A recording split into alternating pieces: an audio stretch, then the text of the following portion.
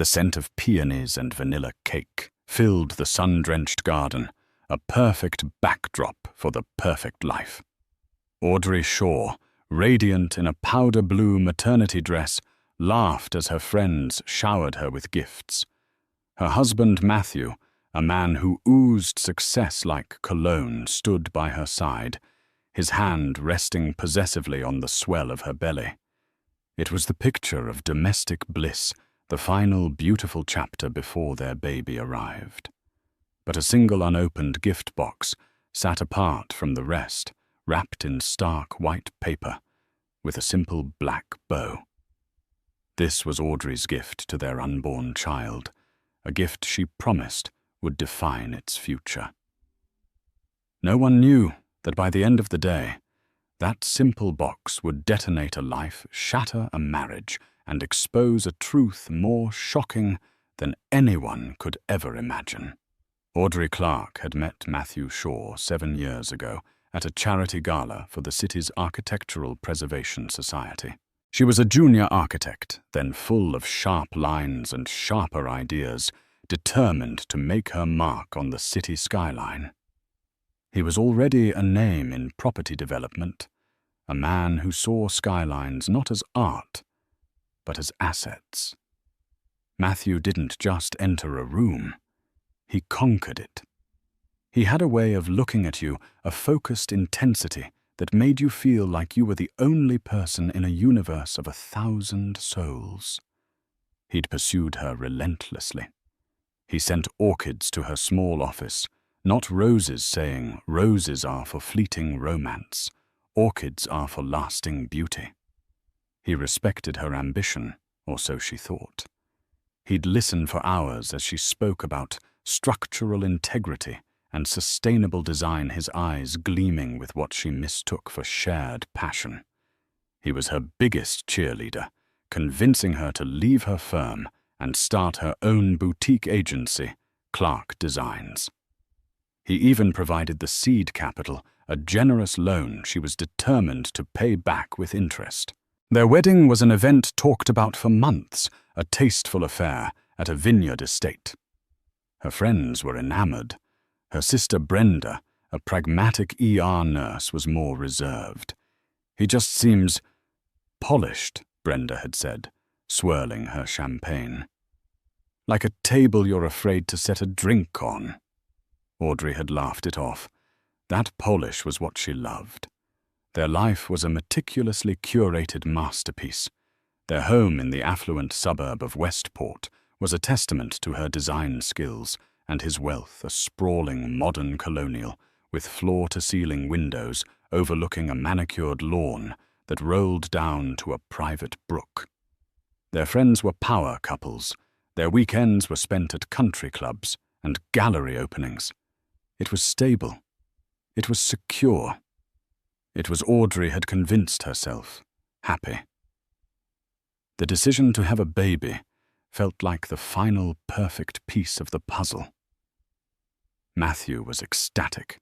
He immediately began planning the nursery, insisting on the most expensive Italian furniture and organic everything. He'd come home from work, kiss her deeply, then kneel to press his ear against her belly, murmuring promises to their unborn child. But over the past year, subtle dissonances had begun to creep into their perfect harmony.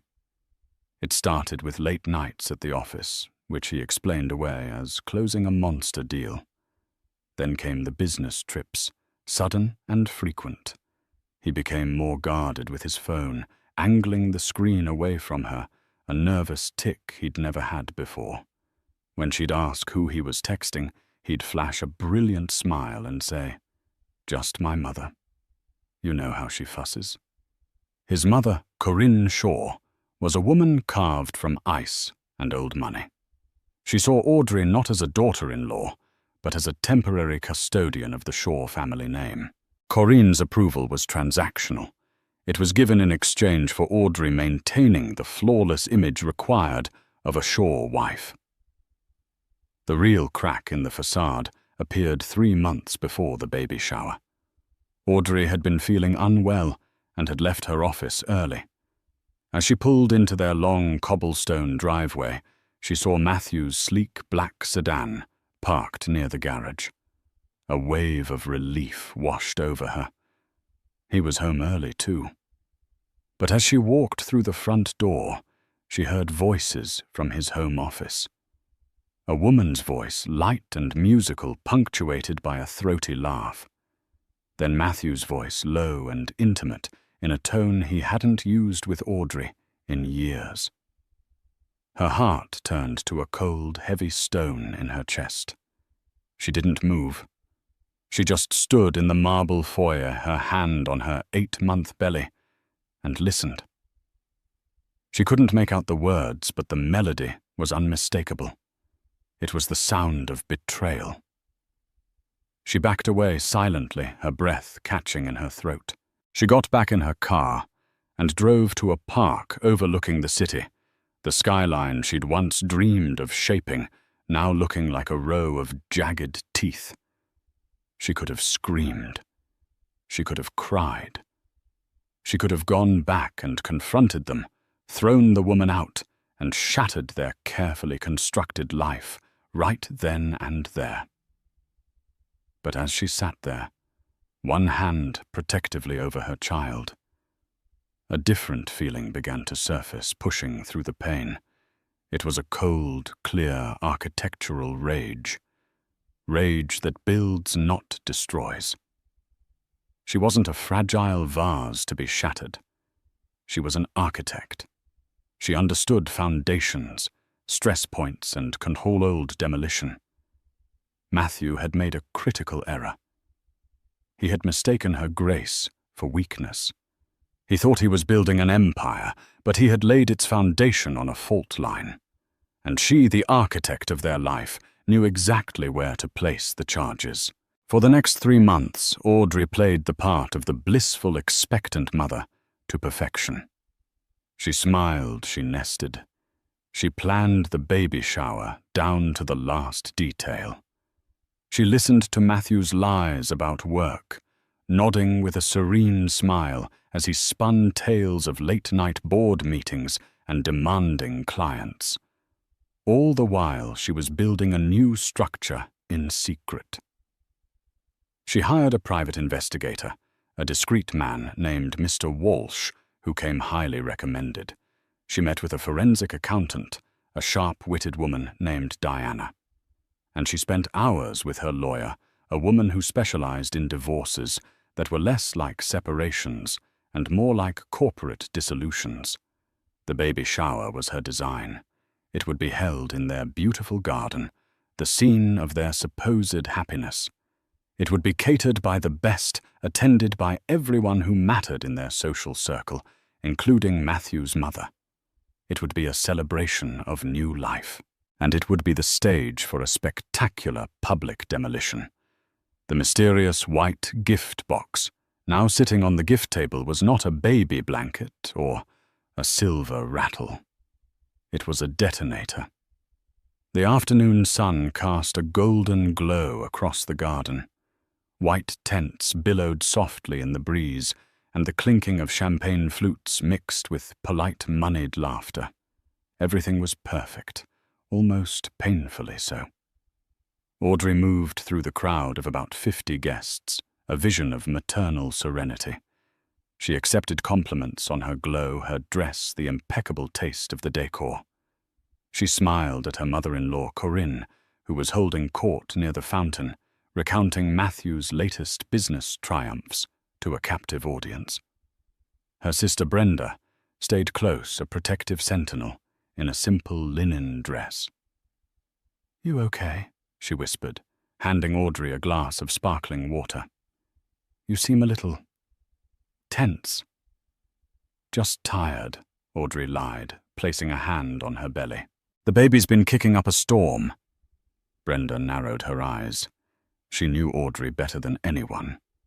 She knew her sister's tells the slight tightening around her mouth, the almost imperceptible straightening of her spine. This wasn't fatigue. It was resolve. "All right," Brenda said, letting it go for now. "Just know I'm here. If you need me to accidentally spill a tray of crab puffs on anyone, just give me the signal. Audrey gave her a genuine, grateful smile. I'll keep that in mind. Matthew was in his element, playing the proud husband and father-to-be. He moved from group to group, accepting back slaps and congratulations, his arm always finding its way back to Audrey's waist, staking his claim. He seemed larger than life, invincible in his tailored suit, unaware of the chasm that had opened beneath his feet. After an hour of mingling and gift-opening a mountain of designer baby clothes, impossibly tiny shoes and high-tech gadgets, Matthew tapped a glass for attention. The chatter subsided. If I could have everyone's attention for a moment, he began beaming. He raised his glass to Audrey. To my incredible wife. Audrey, you are my rock, my inspiration. You've designed our beautiful home, and now you're designing our beautiful family. Seeing you carry our child is the greatest joy of my life, and I can't wait to start this next chapter with you. The crowd cooed with a collective "Oh!" Audrey's smile was a perfect crystalline mask. She met his gaze, her heart beating a slow, steady rhythm, like a drum before a battle.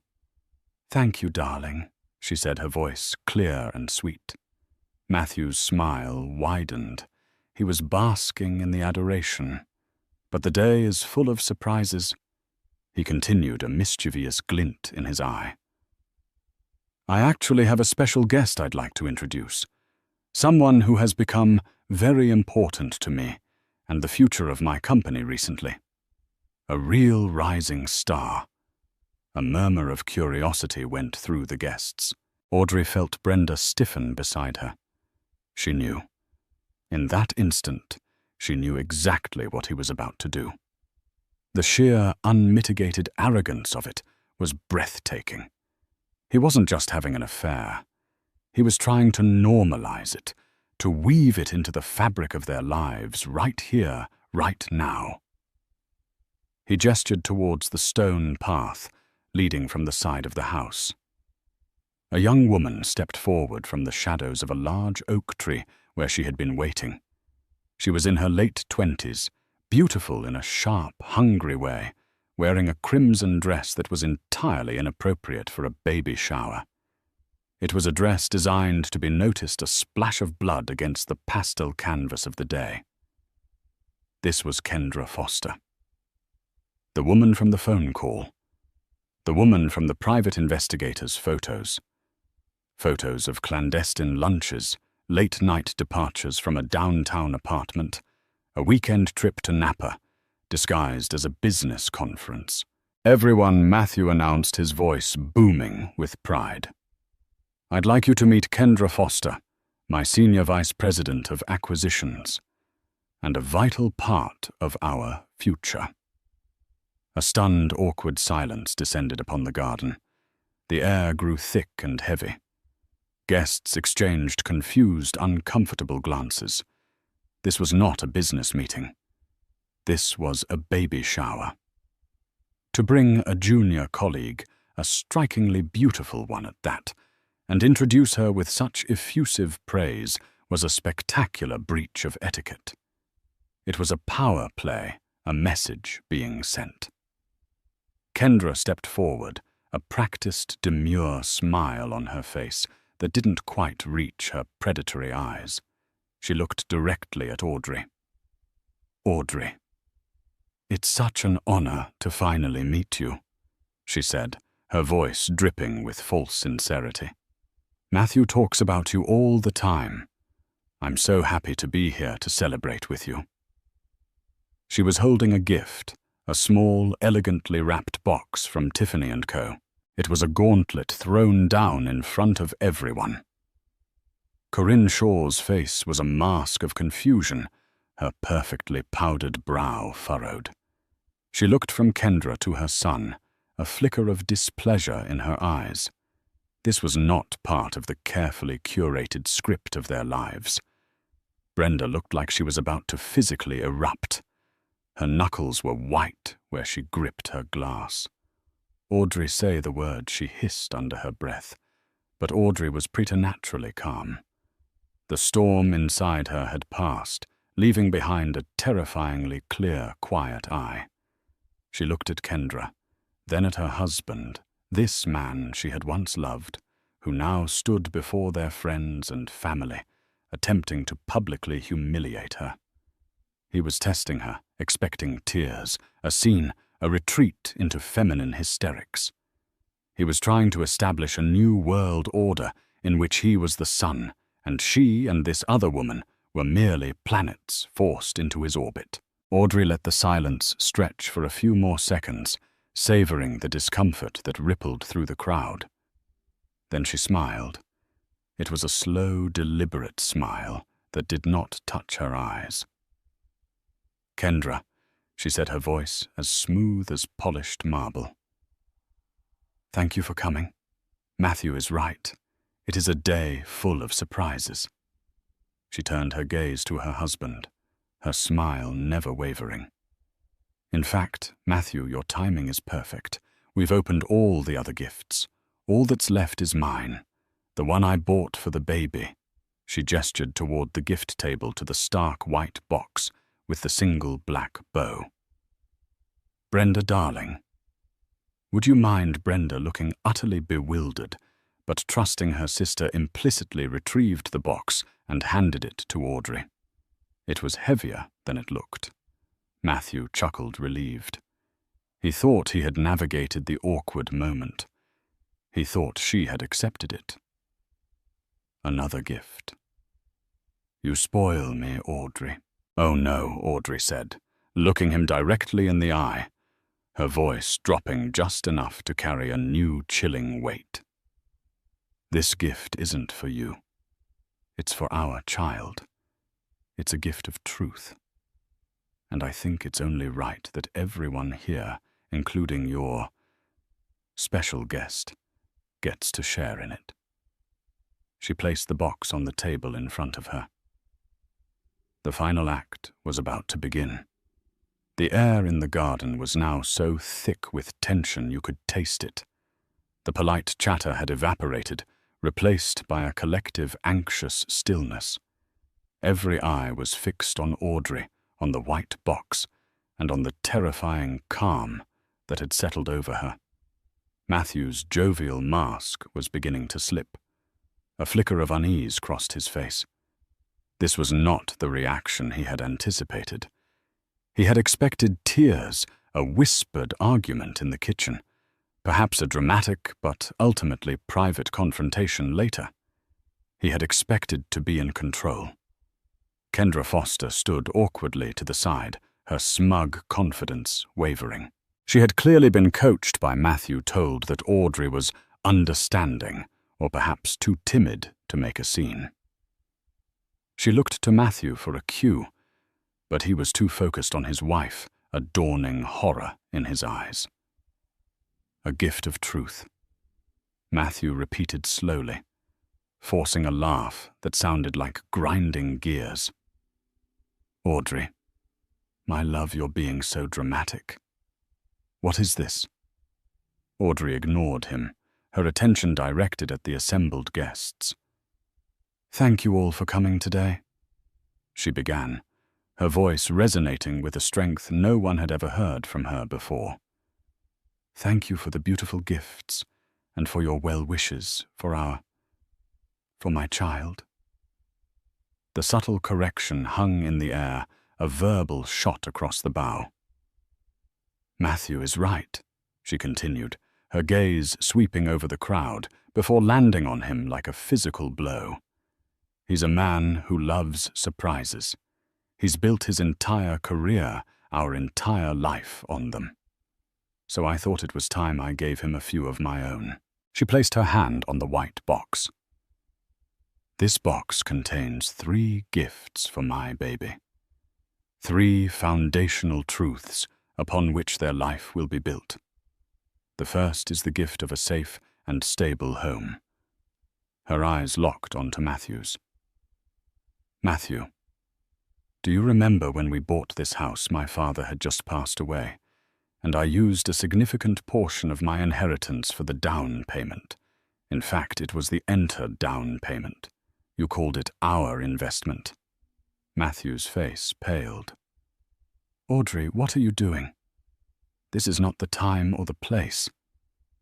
"Oh, I think it's the perfect time and place," she retorted, her voice cutting through his. "You also may remember that you had your lawyer, Mr. Adler, draft a prenuptial agreement. You told me it was a formality, a way to protect your business assets. You were in such a hurry to get it signed before our wedding trip to Tuscany. You probably don't remember Clause 11, Section B, do you?" She didn't wait for an answer.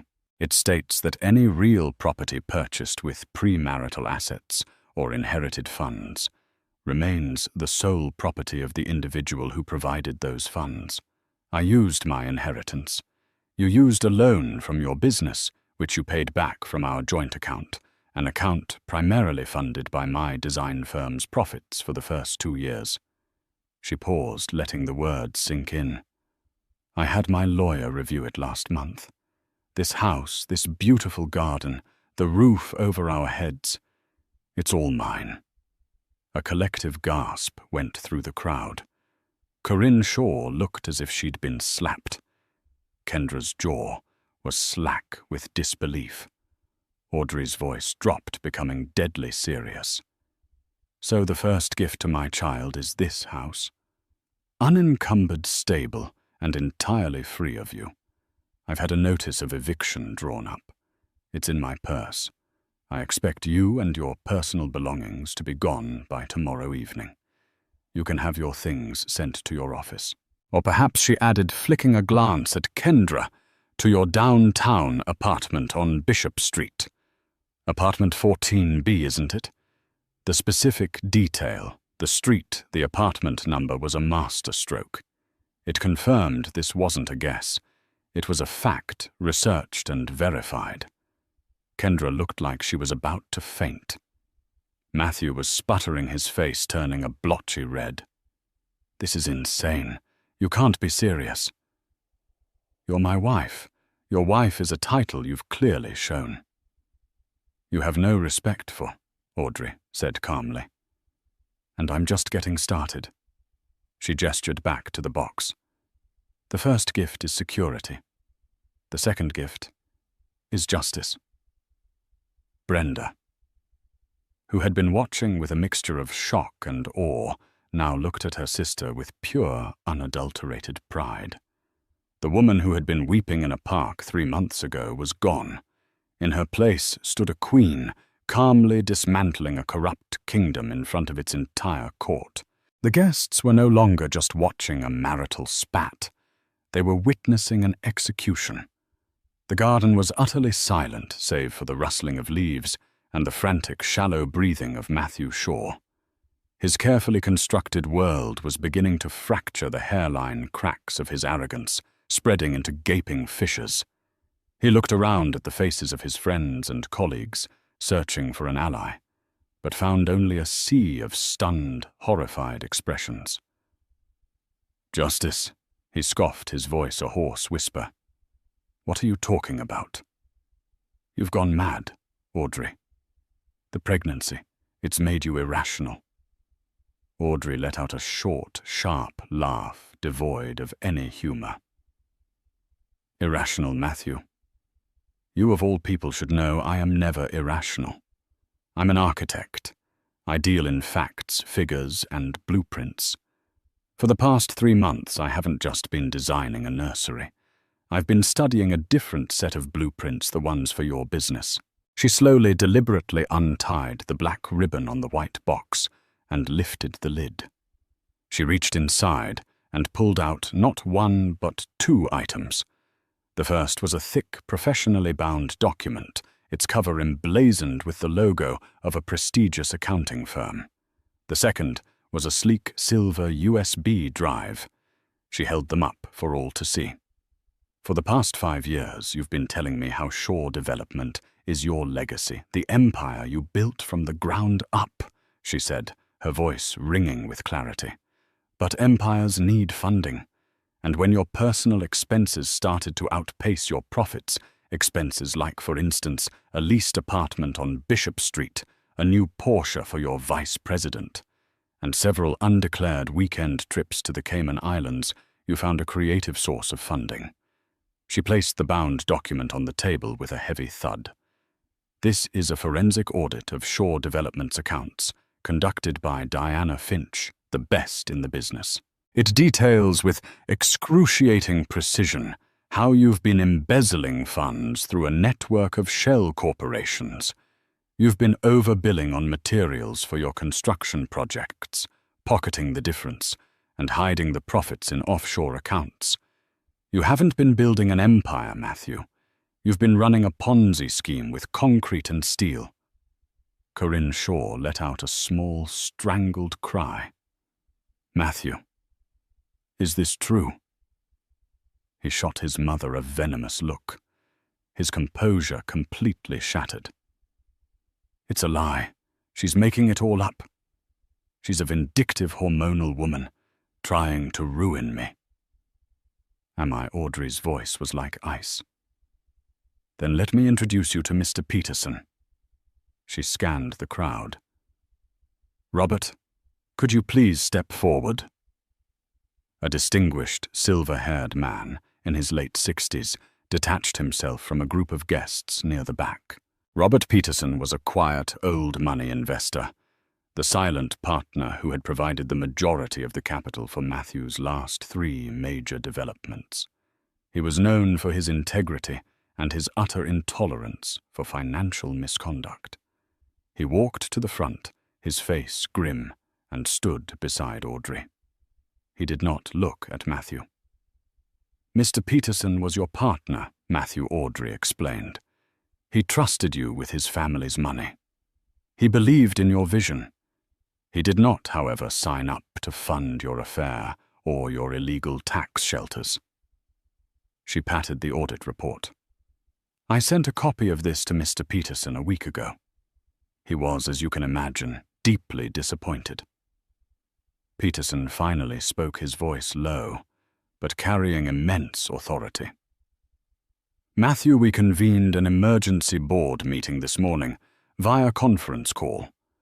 Based on the evidence provided by Mrs. Shaw, evidence of gross financial misconduct and fiduciary breach, the board has voted unanimously. You are removed as CEO of Shore Development, effective immediately. Your shares have been frozen pending a full federal investigation. You are no longer welcome on any of our properties. The blow was absolute. It wasn't just his wife leaving him. It was his entire professional identity, the very source of his power and ego being stripped from him in a matter of seconds. He stumbled back a step, his face ashen. Kendra Foster, who had been frozen in horror, finally understood the magnitude of the catastrophe. Her connection to Matthew wasn't just a lover. It was her ticket to a lifestyle she craved. She saw her promotion, her company car, her entire future dissolving into smoke. Her face, which had been a mask of smug superiority, was now twisted in pure panic. But that's not all, Audrey said, picking up the silver USB drive. The second gift to my child is justice. But justice must be served. This little drive contains copies of everything. The audit bank statements from your offshore accounts, email correspondence, where you explicitly detail the scheme to your accountant. A copy has already been delivered to the district attorney's office. Another is with the IRS. They are very interested in your creative accounting, Matthew. She looked him up and down, a predator assessing her fallen prey. You didn't just cheat on me, your wife. You cheated your partners, your employees, and the government. You built our life on a foundation of lies, and like any poorly constructed building, it was destined to collapse. I just chose the time and place for the demolition. She had taken his house. She had taken his company. she had likely taken his freedom. The crowd was a tableau of shock and awe. This was no longer a baby shower. It was a public reckoning. But Audrey wasn't finished. There was one gift left in the box, the most personal and the most devastating of them all. Matthew Shaw looked like a man who had been hollowed out. The swagger, the charm, the veneer of invincibility, it had all been stripped away, leaving behind a pathetic, trembling shell of a man.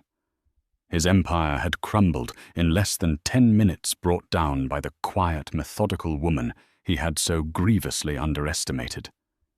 He stared at Audrey, his eyes wide with a mixture of hatred and disbelief. Why, he whispered, his voice cracking. Why would you do this? We had everything. You had everything. Audrey corrected him, her voice devoid of pity.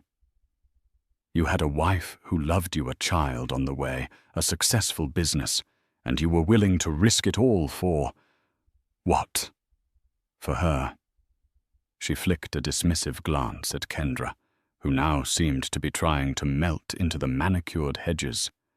For the thrill of deceit, for your own bottomless ego. She turned her attention back to the white box, her movements calm and deliberate. There is one final gift for my child, the most important one of all. The first gift was a home. The second was justice. The third is a name. A new wave of confusion rippled through the onlookers. A name, a child's name, is their first identity, their legacy. Audrey continued, her voice softening slightly as she placed a hand on her belly. It connects them to their heritage, to their family. For months, you and I have argued about it. You were insistent on Matthew Shaw Jr. You wanted him to carry on the Shaw legacy. She looked directly at her mother-in-law, Corinne, whose face was a stony mask of horror. You wanted a grandson to bear the family name, didn't you, Corinne? To carry the torch of Shaw development, the pride of the Shaw lineage. Corinne was speechless, her mouth opening and closing like a fish.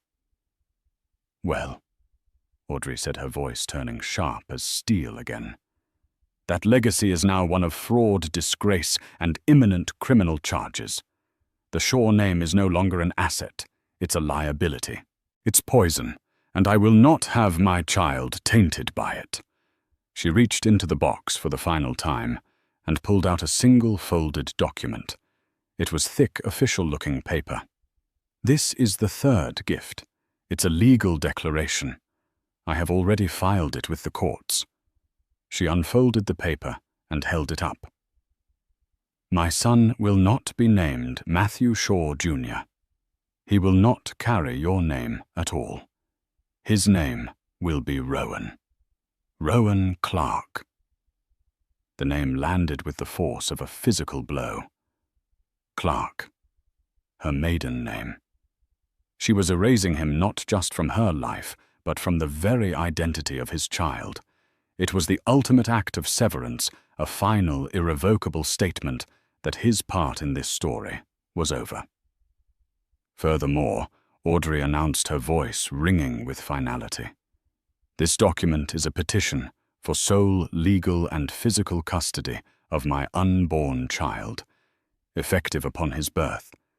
It cites moral turpitude, emotional endangerment, and felony financial crimes as grounds. It also includes a restraining order, preventing you from coming within 500 feet of me or the hospital where I will be giving birth. As if on cue, a man in a plain black suit, who had been posing as a member of the catering staff, stepped forward. He walked directly up to the stunned Matthew and held out an identical set of papers. Matthew Shaw, the man said in a flat, unemotional voice. You've been served. The gasp from the crowd was sharp and unified. The public humiliation was now complete, legally notarized and delivered. Matthew stared at the papers in the process server's hand, as if they were a venomous snake. Audrey finally allowed a single genuine emotion to cross her face, a look of profound, weary relief. She had done it. She had secured her future and her child's future. She looked at her husband one last time, the man who was now a stranger to her. You see, Matthew, the real gift today isn't in this box. The real gift is freedom. Freedom for my son from your corruption and your lies. And freedom for me. She turned to Kendra Foster, who was trying to slip away unnoticed. And for you, Miss Foster, Audrey said, her voice dripping with disdain. I hope your ambition was worth it. You hitched your wagon to a falling star. The senior vice president position you were so proud of ceased to exist about 5 minutes ago. I suggest you update your resume. With that, she turned her back on them both. The performance was over. The demolition was complete. All that was left was to survey the wreckage. The moment the process server uttered the words, "You've been served," the delicate membrane of social decorum in the sun-drenched garden was irrevocably pierced. For a long, suspended moment, there was only the sound of the wind rustling through the oak trees and the collective held breath of 50 guests. Matthew Shaw stood frozen, the legal papers held out to him like a venomous offering. His face, which had cycled through shock and rage, went utterly blank. It was the terrifying stillness of a pressure vessel reaching its breaking point. Then something inside him snapped. It began not as a shout, but as a low, guttural groan that clawed its way up from his chest. The sound escalated into a primal roar of pure, unadulterated fury, a sound of an animal trapped and wounded. No. He screamed the word, tearing from his throat, raw and ragged, his eyes wild and bloodshot, fixed on Audrey. But his rage was too vast, too explosive to be directed at a single target. It needed to obliterate something tangible. He lunged not at his wife, but at the beautifully arranged gift table beside her. With a guttural bellow, he swept his arm across its surface in a wide, violent arc. The magnificent 3-tiered cake, a confection of vanilla bean and peonies, was the first casualty. It cartwheeled through the air, exploding against the flagstone patio in a sickening spray of cream and crumbs.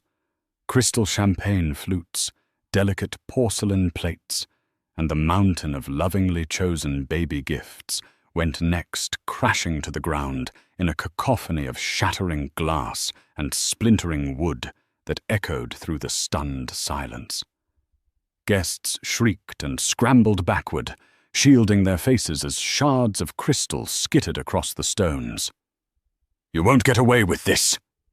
he bellowed, his chest heaving his tailored suit, now a mockery of his lost composure. He pointed a trembling, cake-smeared finger at Audrey. "You think you can ruin me, you venomous, scheming bitch? That company is mine. That baby is mine." He took a stumbling step forward, his intentions terrifyingly clear. But before he could get any closer, 2 figures moved to intercept him, forming a human wall between him and Audrey. The first was Robert Peterson. The silver-haired investor moved with a surprising, deliberate speed, placing his body squarely in Matthew's path. He didn't raise his voice. He didn't have to. He simply stood there, an immovable object of old money authority and profound disappointment. "That's enough, Matthew," he said, his voice low and firm, cutting through the hysteria. "You are making a pathetic situation infinitely worse. Have some shame." The second and more formidable barrier was Brenda. The coiled spring of her protective fury finally unleashed. She moved so she was shoulder to shoulder with Peterson, planting her feet and crossing her arms. Her ER nurse persona took over, calm in a crisis, but with an unmistakable aura of command and zero tolerance for nonsense. She looked Matthew up and down, not as a brother-in-law, but as a dangerously unstable patient. "You take one more step towards her," Brenda snarled, her voice dropping to a low, lethal register, "and I will personally make sure you'll be leaving in an ambulance. And trust me, I know exactly where to apply pressure to make it hurt the most. You've done enough. Get out!" Matthew blocked and cornered, his rage, thwarted, desperately sought a new target. His wild eyes scanned the crowd of horrified faces and landed on Kendra Foster, who was trying to use the chaos to melt into the manicured hedges at the edge of the lawn. "You!" He spat the accusation flying from him like poison. He rounded on her, his fury instantly rechanneled. "This is your fault. All of it. You and your endless, greedy demands. I need a better car, Matthew. This apartment isn't big enough, Matthew. When are you going to promote me, Matthew?" "You pushed me for all of it." Kendra, who had been pale with terror, flushed with the indignation of the betrayed. All pretense of the demure protégé vanished. She shrieked, her voice shrill and ugly. "Are you kidding me? You're the one who told me she was a fragile doormat. You're the one who said you were bored to tears with your perfect little life. You swore to me you were going to leave her right after the baby was born. You promised me everything, you lying bastard." Their sordid, desperate argument laid bare the rotten core of their affair for everyone to hear. It was no grand passion. It was a cheap transaction of ego and ambition, and now both parties were bankrupt. It was at this moment that Corinne Shaw finally moved. Her initial shock had calcified into a glacial fury, an iceberg of rage directed not at her son's infidelity or his blatant crimes, but at the catastrophic breach of their family's one sacred rule: never, ever show weakness in public. The Shaw name had been immolated on a pyre of cheap champagne and a grocery store drama. The humiliation was absolute. She marched through the debris, her heels clicking purposefully on the stone, and stopped directly in front of her son. She didn't shout. Her voice was quiet, but it was laced with a venom more chilling than any scream. "Matthew, stop this. Now." She looked at him with an expression of pure, unadulterated contempt. "You are a disappointment. You have disgraced this family in a way I never thought possible." She then turned that withering gaze upon Kendra. "And you. Get off this property. You are nothing. You were a momentary, vulgar distraction. Disappear." Kendra flinched as if physically struck. Without another word, stripped of her dignity and her future, she turned and fled, her crimson dress a smear of color as she scrambled away down the long driveway. Having dispatched the help, Corinne turned to the final architect of her social ruin, Audrey. Her eyes burned with a cold fire. "You," she hissed. "You did this. You stood here and aired our family's private matters for the amusement of these people. This could have been handled with dignity, with discretion." Audrey, who had remained silent and still throughout the entire chaotic eruption, finally met her mother-in-law's gaze. She was no longer trembling. A profound calm had settled over her. "Dignity," she replied, her voice steady and clear, ringing through the quieted garden. "There was no dignity in what your son did to me. There was no discretion in him bringing his mistress to my baby shower. He built this stage, Corinne. He sent out the invitations. He intended to humiliate me in my own home, in front of my friends. I just wrote the final act." She took a small step forward, her presence suddenly immense. You speak of handling things privately. That's the code, isn't it? The code that allows men like your son to cheat and lie and steal, while women like me are expected to swallow our pain and maintain the facade for the sake of appearances. I'm not interested in that kind of dignity. I chose to handle this with absolute clarity. The standoff was absolute. The old guard, with its secrets and silent contracts against the new world Audrey was building, founded on radical, painful truth. Defeated Corinne grabbed her son's arm in a vice-like grip. "We are leaving." She began to drag the broken, defeated Matthew away, past the staring, judgmental eyes of their former friends. He stumbled along, a hollowed-out man. His expensive suit stained his face a mask of pathetic self-pity. As they reached the edge of the patio, he looked back at Audrey one last time, a maelstrom of hate and disbelief in his eyes. Then he was gone. For a moment, the garden was silent once more. Then, tentatively, one of the older women began to clap. It was a slow, deliberate sound that was quickly joined by another, and then another, until a wave of applause and heartfelt cheers broke out. It was a spontaneous, unified uprising of support. Women who had smiled politely at Matthew an hour earlier were now looking at Audrey with unadulterated awe. Her friends rushed to her side, enveloping her in a protective embrace. Robert Peterson approached, his face etched with sincere admiration. He gently took Audrey's hand. "Audrey," he said, his voice full of emotion, "that was the bravest, most principled thing I have ever witnessed. You are a remarkable woman. If there is anything you or your son ever need, anything at all, you have my word and my resources at your disposal." It was only then, shielded by her friends and validated by the support of the crowd, that the adrenaline that had held Audrey together for 3 months finally drained away. A violent tremor started in her hands. Her knees felt weak. The mask of calm control crumbled, and the sheer crushing weight of it all descended. Hot tears, not of sadness, but of profound, wrenching relief, welled in her eyes and streamed down her face. Brenda wrapped a strong, steadying arm around her sister's shoulders, pulling her close.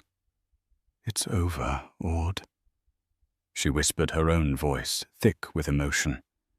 "It's finally really over. You're free." Audrey leaned into her sister's embrace, her body shaking with silent sobs. She looked around the beautiful garden at the wreckage of her old life scattered across the stones. It was a mess, but it was a mess of her own making a controlled demolition, and for the first time in 7 years, as she stood there safe and surrounded by love with her hand on the precious life growing inside her, she felt the solid, unshakable bedrock beneath her feet. The site was cleared. Now the reconstruction could begin. The silence in the days following the baby shower was more profound than any noise. After the last of the sympathetic friends had departed, and the caterers had cleared away the physical debris, Audrey was left with the echoing quiet of a house that had been a home and was now a battleground. The air itself felt different, lighter, as if the structure had exhaled a toxic presence it had been holding in for years. But with that relief came an undertow of exhaustion so deep it felt cellular. For 3 months, she had been running on a volatile fuel of adrenaline and righteous fury. Now that the detonation was complete, her body heavy with the child she had fought to protect, demanded a reckoning. Matthew, predictably, did not go quietly into the night. The first salvo in his counterattack arrived via a curt, aggressive email from a high-priced law firm threatening countersuits for defamation, emotional distress, and a litany of other baseless accusations. The letters were designed to intimidate, to bully her back into the role of the pliant wife. A year ago, they would have terrified her. Now she simply forwarded them to her lawyer with a calm, one-line instruction. Handle this. His legal challenges were a desperate flurry of activity, the death throes of a defeated empire. Motions were filed to contest the prenup, claiming he had signed it under duress. His lawyers attempted to paint Audrey as an unstable, vindictive woman, using her pregnancy as a weapon. They fought the custody petition, arguing that a father, regardless of his personal failings, had an inalienable right to his child. But it was all just noise. Audrey's case, like a well-designed building, had been constructed with impeccable integrity. The prenup was ironclad. The evidence of his financial crimes, now in the hands of federal investigators, was irrefutable, and dozens of sworn affidavits from the party guests painted a damning portrait of his public behavior, effectively torpedoing any claim he had to being a stable parental figure. Each victory came not with a bang, but with the quiet ping of an email. Reading the subject line, Reshaw Visu Clark. Motion to dismiss. Granted. Audrey felt not a surge of triumph, but a slow, steady wave of relief. It was the feeling of a heavy load being lifted one stone at a time. The legal battle was simply the final phase of the demolition, clearing away the last of the hazardous materials before the real work could begin. Professionally, Audrey's world bloomed with an astonishing vibrancy. The story of the demolition party, though never reported in salacious detail, circulated through the circles that mattered. She became a quiet legend. Clark Designs was inundated with offers, many from prominent female executives and entrepreneurs who saw in Audrey a reflection of their own struggles and strength. One new client, a tech CEO commissioning a new corporate campus, put it plainly during their first meeting. "I read your portfolio, and your work is brilliant," she said, her gaze direct and full of respect. "But I hired you because I heard you don't just build beautiful structures. You build them on solid ground with no hidden flaws. I need that kind of integrity." Her partnership with Robert Peterson solidified into a genuine friendship. He appointed her to the board of the new company, Phoenix Legacy Properties, which rose from the ashes of Shore Development.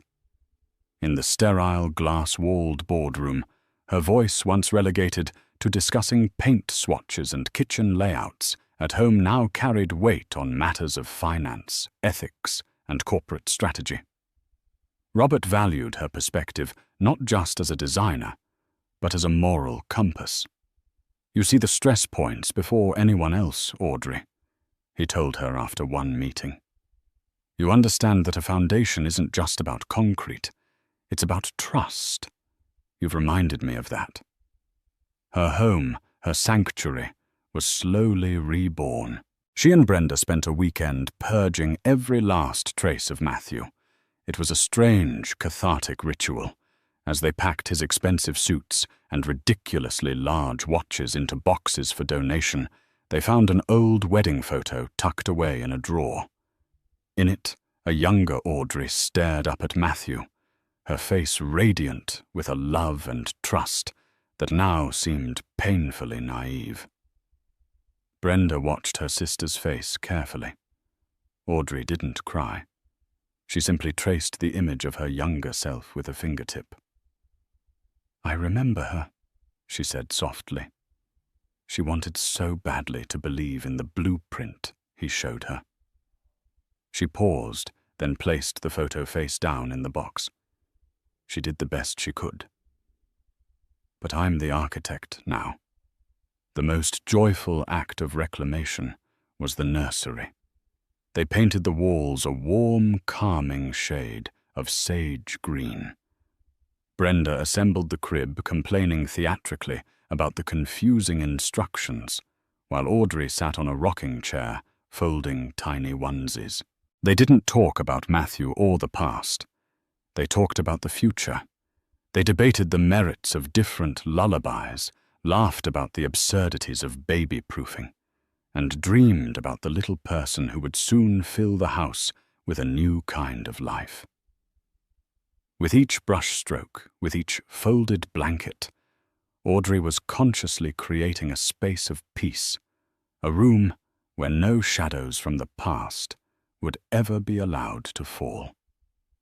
2 months after the party, on a crisp autumn morning, when the air smelled of wood smoke and wet leaves, the first contraction tightened across her belly.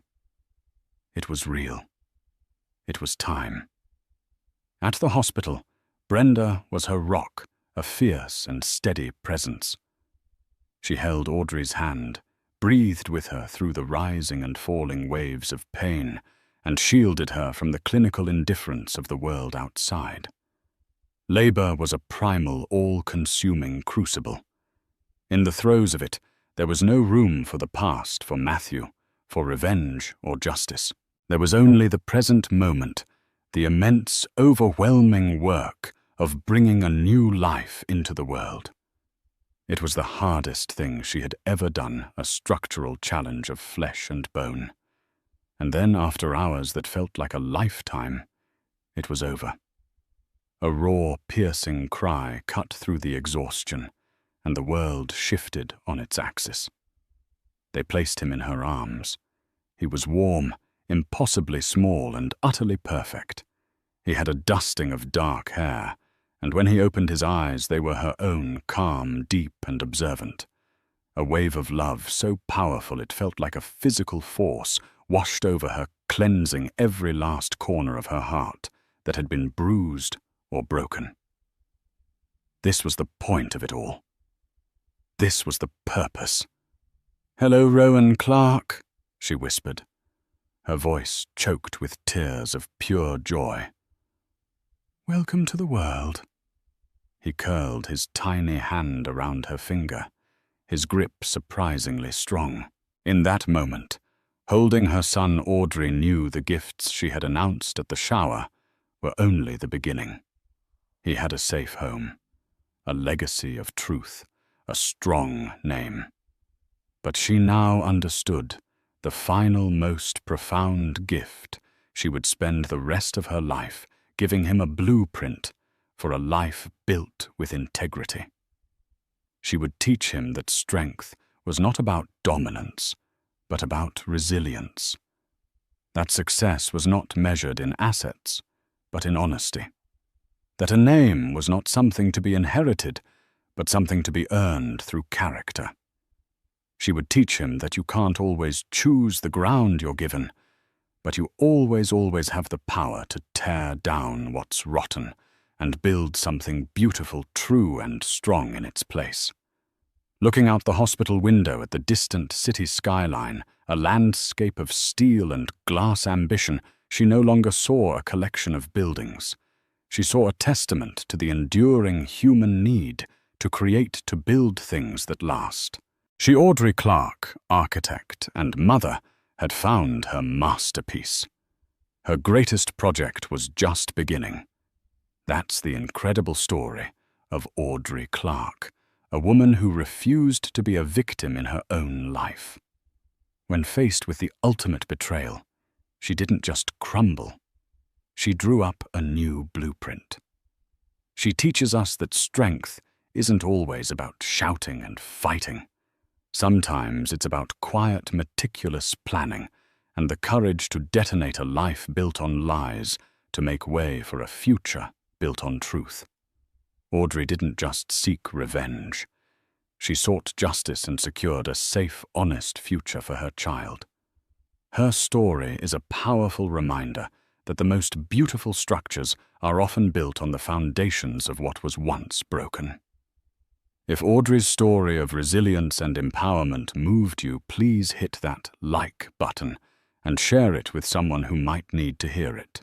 Don't forget to subscribe to our channel and ring the notification bell for more real-life stories of justice, strength, and incredible twists you won't want to miss.